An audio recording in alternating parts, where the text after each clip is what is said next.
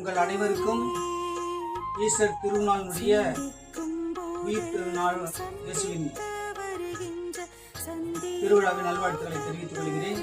இன்னைக்கு 19ஆம் நாள் ஆண்டவருடைய சனிக்கிழமை. நாங்கள் ஜெபம் பண்ணிட்டு இருந்தோம்.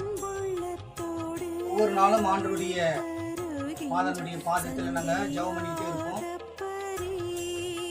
அப்படி ஜெபம் பண்ணிட்டு இருக்கும்போது இந்த மாதா சுருவத்தை எடுத்துக்கொண்டு சந்தியாப்பூருடைய ஆலயத்தில் நாங்கள் வச்சு அஞ்சலில் கொண்டு வந்து இந்த சுருவத்தை வச்சுருந்தோம். சின்ன சுருவத்தை வச்சுருந்தோம்.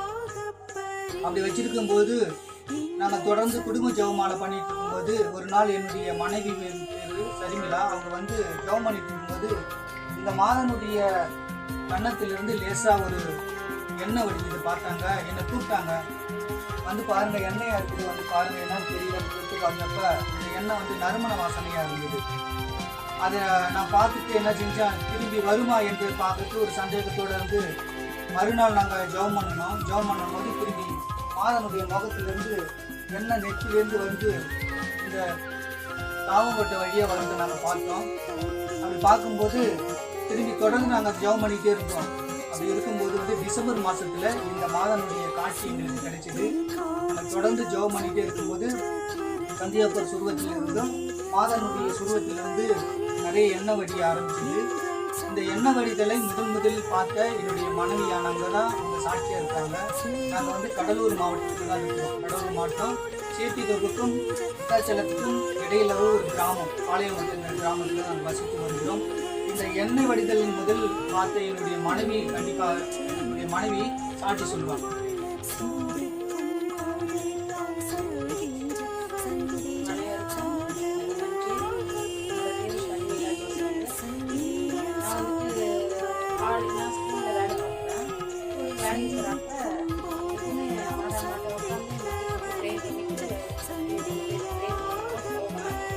அப்படி போகிறப்ப ஒரு நாள் என்ன செஞ்சு ஜெபம் பண்ணிட்டு ஜெபம் பண்ணிட்டு இருக்கிறப்ப மாதா அம்மா மூச்சில் பல பேசிட்டு. அப்போ எங்கள் வீட்டுக்காரர் ஜோசப் வெளில உட்காந்துருந்தாங்க. ஏங்க கொஞ்சம் வாங்கின உள்ள என்ன பல பேசிட்டு, ஆனால் ஒரு காஃபி எடுத்துருக்கு கள்ளத்தில். அப்போ தொட்டு நாங்கள் முதல்ல நான் தான் பார்ப்பேன். எப்பயுமே ஜெபம் பண்ணுவேன். ஸ்கூலுக்கு போனாலும் 3 வேளையும் ஜெபம் பண்ணுவோம். நாங்கள் 2 பேருமே கை போட்டு ஜெபம் பண்ணுவோம். அப்போ பார்க்குறப்ப பல பண்ணி என்ன நிறைய கொஞ்சம் வர ஆரம்பிச்சு. எங்கள் வீட்டுக்காரரை கூப்பிட்டு காட்டினாப்பெல்லாம் மாதாம்மா நல்லா சிரிச்ச மூஞ்சோட நல்லா பிரகாசமாக இருந்தாங்க. சரி மறுநாள் காஃபியே வந்துட்டு அன்றைக்கி நைட்டு ஃபுல்லாக 1 மணி வரைக்கும் நாங்கள் ஜெபம் பண்ணுவோம். நைட்டு தூங்கலை நாங்கள். நைட்டு ஃபுல்லாக ஆராதனை பண்ணிட்டு ஜெபம் பண்ணிட்டு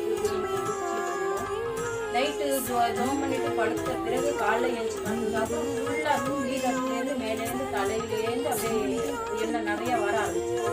சரி இதுக்கு மேலே நிறைய அந்த எண்ணெய் வர ஃபுல்லாக நறுமண வாசனை, அவ்வளோ பெரிய வாசனை. அது நாங்கள் இது வரைக்குமே நான் முகராத அந்த வாசனை நல்ல வாசனையாக இருக்குது. இந்த வாசனையை பார்த்துட்டு பக்கத்து வீட்டுக்காரங்க என்ன ஒரு வீட்டு இவ்வளோ வாசனை வருதுன்னு சொல்லிட்டு அவங்கள்ட்ட சொல்லி அது நிறையா பேர் வந்து பார்த்துட்டு மறுநாள் நாங்கள் ஜெபம் பண்ண பக்கத்து வீட்டில் உள்ள எங்கள் சுற்றி உள்ள அக்கம் பக்கம் வீட்டுக்காரங்க வீட்டுக்காரங்க எல்லாம் ஜெபம் பண்ண விட்டாங்க. ஜெபம் பண்ண ஒரு பிளேட் வச்சுருக்கோம். அந்த பிளேட்டு நாங்கள் அது இல்லைன்னா பிளேட் இல்லாமல் இருந்துச்சு. நாங்கள் மாதாம்மாவை கீழே தான் வச்சுருவோம். அதுக்கப்புறம் எண்ணெய் அதிகமாக வர பிளேட் வச்சு பிளேட் வச்சாங்கன்னா நல்லா ஃபுல்லாக நிரம்பி போயிடுச்சு. நிரம்பி போய் பக்கத்தில் கிராமம் நிறைய கும்பகோணம், இன்னும் பக்கத்தில் தூரம் வந்து கிருஷ்ணபுரம் இதுமாரி இப்போ வெளியூருக்குலாம் வந்துட்டு தெரிஞ்சதும் சரி ஜெபம் பண்ண இப்படின்னா வந்து இந்த எண்ணெயை எடுத்துகிட்டு போய் நிறைய பேர் சாட்சியாக சொல்லியிருக்காங்க. கேன்சர் நோய் வந்துட்டு அவங்களுக்கு பயங்கரமான கேன்சர் இப்போ டாக்டரே கை விட்டுறாங்க. நான் இதுமாரி கேள்விப்பட்டு வந்துருக்குறாங்க. வந்த பிறகு பார்த்து அந்த எண்ணெயை ஜெபம் பண்ணி எங்கள் வீட்டுக்கு வர அவங்க வந்து சாட்சி சொல்லிட்டு மாதாம்மாட்ட சாட்சி சொல்லிட்டு அவங்க ஒரு பயங்கரமான சாட்சியோட போனாங்க. நிறைய அற்புதம் நடக்குது. ஒரு சில அற்புதம் தான் இல்லை, நிறைய அற்புதம் நடக்குது மாதாம்மா எண்ணெயாட்ட. எல்லாம் கொடான போய் மாதாம்மா. பிரியமானவர்களே, என்னுடைய மனைவியுடைய சாட்சியை கேட்டீங்க. இந்த சாட்சி சொல்ல போனா இந்த எண்ணெய் எடுத்துக்கொண்டு ஒரு சகோதரர் வந்து ஒரு வெளியூருக்கு போயிருந்தாங்க. அவங்களுக்கு நோய் சரியாயிடுச்சு. ஒரு குடும்பத்தில் செய்வனை செஞ்சு கிட்டத்தட்ட 15 வருஷமாகுது. அந்த குடும்பத்தில் பார்த்தீங்கன்னா எந்த கோயிலுக்கு போய் ஆலயத்துக்கு போனாலும் அவங்களுக்கு வீட்டில் உள்ளவங்களுக்கு எல்லாருக்குமே வயிற்றால தான் போகும். அவங்க கோயிலுக்கு போகாத வழிக்கு அந்த சூனியம் செஞ்சு வச்சுருக்காங்க. ஆண்டோடைய பிரசன்னத்தில் அவங்களால இருக்க முடியல. ஆனால் ஒரு நாள் கேள்விப்பட்டு ஒரு சகோதரனுடைய ஃபோன் நம்பர் வாங்கிட்டு எனக்கு ஃபோன் அடித்தாங்க. உங்கள் வீட்டுக்கு வரணும், நாங்கள் ஜாம் பண்ணிட்டு போகிறோம் வாங்க அப்படின்னு சொல்லியிருந்தாங்க. அவங்க வந்து வடலூர் சைடு, அவங்க வந்து குறிஞ்சிப்பாடிங்கிற கிராமத்துலேருந்து அங்கேருந்து வந்திருந்தாங்க. வந்துட்டு ஜோமனத்துக்காக வந்திருந்தாங்க. நான் வீட்டில் உட்காந்துருந்தோம். அந்த சகோதரி அந்த குடும்பம் எல்லாமே வந்திருந்தாங்க. வருகின்ற போது வடலூர்லேயே அவங்களுக்கு எல்லாம் பார்த்தீங்கன்னா வயிற்றால போயிட்டே தான் இருந்திருக்கு. திரும்பி எங்கள் வீட்டுக்கு வந்தாங்க. வீட்டுக்கு வந்துட்டு என்கிட்ட அவங்க வந்து சில காரியங்களை குறித்து செய்வனை பற்றி பேசும்பொழுது அவங்க சொன்னாங்க, எங்களுக்கு வந்து எங்கே நாங்கள்லாம் கோயிலுக்கு போகிறோமோ அங்கெல்லாம் வந்து என்ன செய்யலாம் வயிற்றால போவோம் அப்படின்னாங்க. அந்த நேரத்தில் பார்த்தா அவங்க வந்து எனக்கு வயிற்றால போகிற மாதிரி இருக்குது அப்படின்னு சொன்னாங்க. எங்கள் வீட்டில்